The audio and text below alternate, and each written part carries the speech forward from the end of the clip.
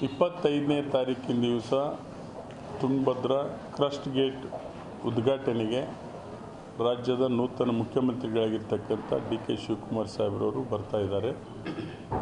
ಜೊತೆಯಲ್ಲಿ ಕೇಂದ್ರದ ಬೃಹತ್ ನೀರಾವರಿ ಸಚಿವರಾಗಿರ್ತಕ್ಕಂಥ ಸಿ.ಆರ್. ಪಾಟೀಲ್ರವರು, ಚಂದ್ರಬಾಬು ನಾಯ್ಡುರವರು, ರೇವಂತ್ ರೆಡ್ಡಿಯವರು ಮತ್ತು ಎಲ್ಲ 3 ರಾಜ್ಯದ ಮುಖ್ಯಮಂತ್ರಿಗಳು ಭಾಗವಹಿಸಿ ತುಂಗಭದ್ರಾ ಕ್ರಸ್ಟ್ ಗೇಟನ್ನು ಉದ್ಘಾಟನೆ ಮಾಡಿ 4 ಜಿಲ್ಲೆಗೆ ಮತ್ತು 3 ರಾಜ್ಯಕ್ಕೆ ಲೋಕಾರ್ಪಣೆಯನ್ನು ಮಾಡ್ತಾ ಇದ್ದಾರೆ. ಅದಕ್ಕೋಸ್ಕರ ವಿಶೇಷವಾಗಿ ಕೊಪ್ಪಳ ವಿಧಾನಸಭಾ ಕ್ಷೇತ್ರದಲ್ಲಿ ಕಾರ್ಯಕ್ರಮ ನಡೆಯೋದ್ರಿಂದ 4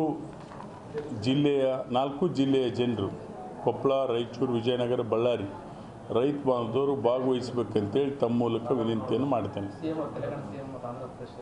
ಅವರು ಬರ್ತಾ ಇದ್ದಾರೆ, ಮಾಡ್ತಾರೆ. ಮೋಸ್ಟ್ಲಿ ನಮ್ಮ ಸರ್ಕಾರ ಕನ್ಫರ್ಮ್ ಮಾಡ್ತಾರೆ. ಹಿಂದಿನ ಮುಖ್ಯಮಂತ್ರಿಯವರಿದ್ದಾಗ 2000 ಬಜೆಟ್ ಈ ಮುಖ್ಯಮಂತ್ರಿಯವರು ಇರತ್ತಲೇ ಅವರು ಏತ ನೀರಾವರಿ ಏನಾದ್ರು ಕಾರ್ಯಕ್ರಮ ಮಾಡ್ತಾ ಇದ್ದೀವಿ. ಈಗಾಗಲೇ 552 ಕೋಟಿ ರೂಪಾಯಿ ವೆಚ್ಚದಲ್ಲಿ ಸಿಂಗ್ಟಾಲೂರು ಏತ ನೀರಾವರಿ ಯೋಜನೆ 98,000 ಎಕರೆ ನೀರಾವರಿಗೆ ಟೆಂಡರ್ ಈಗಾಗಲೇ ಇನ್ನೊಂದು ವಾರ 10 ದಿನಗಳಲ್ಲಿ ಟೆಂಡರ್ ಫ್ಲೋಟಿಂಗನ್ನು ಮಾಡ್ತಾರೆ.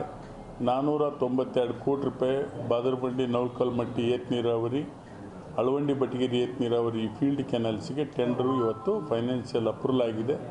ಇವತ್ತು ಕ್ಯಾಬಿನೆಟಿಗೆ ಬಂದು ಅದನ್ನು ಕೂಡ ಟೆಂಡರ್ ಕರೆಸ್ತಕ್ಕಂಥ ಕೆಲಸ ಮಾಡ್ತಾಯಿದ್ವಿ. ವಿಶೇಷವಾಗಿ ಬಜೆಟ್ನಲ್ಲಿ ಘೋಷಣೆ ಮಾಡಿದಂಥ ಕ್ಯಾನ್ಸರ್ ಆಸ್ಪತ್ರೆಯನ್ನು ಮುನ್ರಾಬಾದ್ ಹತ್ರ ಕಟ್ಟಬೇಕಂತೇಳಿ ಈಗಾಗಲೇ ತೀರ್ಮಾನವನ್ನು ತೆಗೆದುಕೊಂಡಿದ್ದೇವೆ. ಆರೋಗ್ಯ ಕ್ಷೇತ್ರದಲ್ಲಿ ಅಮೂಲಾಗ್ರ ಬದಲಾವಣೆಯನ್ನು ಕೊಪ್ಪಳ ಜಿಲ್ಲೆ, ಅದರಲ್ಲಿ ವಿಶೇಷವಾಗಿ ಕೊಪ್ಪಳ ಕ್ಷೇತ್ರದಲ್ಲಿ ಹೆಚ್ಚು ಅಭಿವೃದ್ಧಿ ಕಾರ್ಯಕ್ರಮಗಳನ್ನು ಮಾಡಿರ್ತಕ್ಕಂಥದ್ದು ನೀವು ನೋಡಿದ್ದೀರಿ. ಇನ್ನೂ 4 ಅಂತಸ್ತಿನ ಕಟ್ಟಡ ಕಟ್ಟಲಿಕ್ಕೆ ಈಗಾಗಲೇ ಕಾಮಗಾರಿ ಪ್ರಾರಂಭ ಆಗಿದೆ. ಸೂಪರ್ ಸ್ಪೆಷಾಲಿಟಿ ಕೂಡ ಪ್ರಾರಂಭ ಆಗ್ತದೆ. ಜನರಿಗೆ ಹೆಚ್ಚು ಅನುಕೂಲ ಆಗ್ತದೆ. ಆಗಿದೆ, ಮಾಡ್ತಾಯಿದ್ದೀವಿ, ಮಾಡಿ ಕ್ಲಿಯರ್ ಮಾಡ್ತೀವಿ.